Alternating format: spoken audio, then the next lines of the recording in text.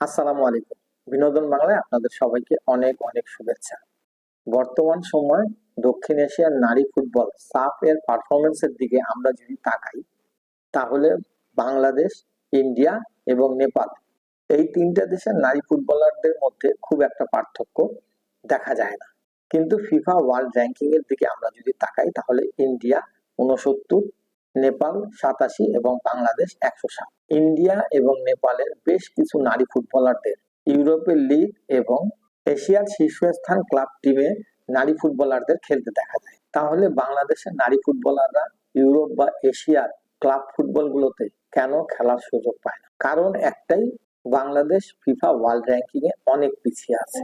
বাংলাদেশ ফুটবলের পূর্বের কাজী সালাউদ্দিন কমিটি বাংলাদেশের ফুটবলটাকে আসলে পথে বসায় দিয়ে গেছে।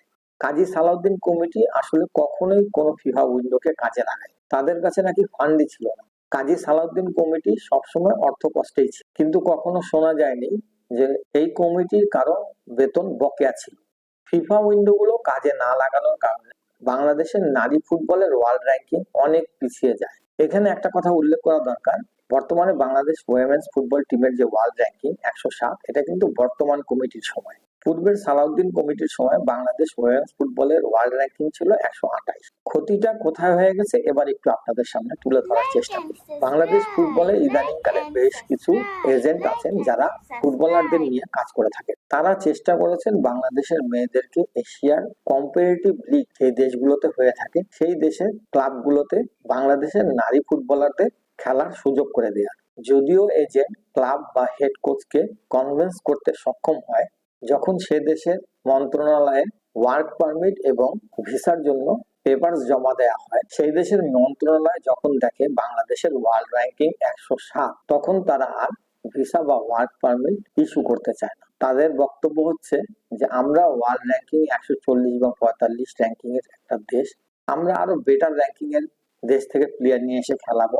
107 র্যাঙ্কিং এর দেশ থেকে প্লেয়ার নিয়ে আসি, তাহলে আমাদের খেলার মান তো নিচের দিকে নেমে যাবে এবং আমাদের মেয়েদের কম্পারেটিভ লিগ গুলাতে খেলতে না পারার এইটাই হচ্ছে রিয়েল ফ্যাক্ট।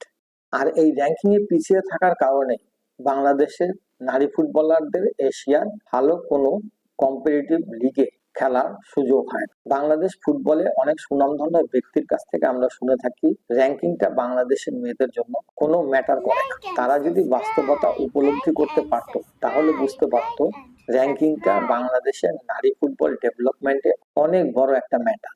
বর্তমানে বাফুফের যে কমিটিটা আছে তারা পূর্বের কমিটির চাইতে অনেক বেশি অ্যাক্টিভ।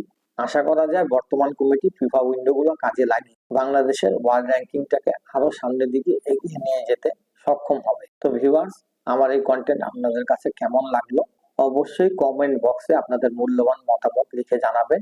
লাইক, সাবস্ক্রাইব করতে ভুলবেন না। তো ইনশাআল্লাহ আপনাদের সাথে আবার দেখা হবে। আজকের মতো আপনাদের কাছ থেকে বিদায় নিচ্ছি। আসসালামু আলাইকুম ওয়া রাহমাতুল্লাহ।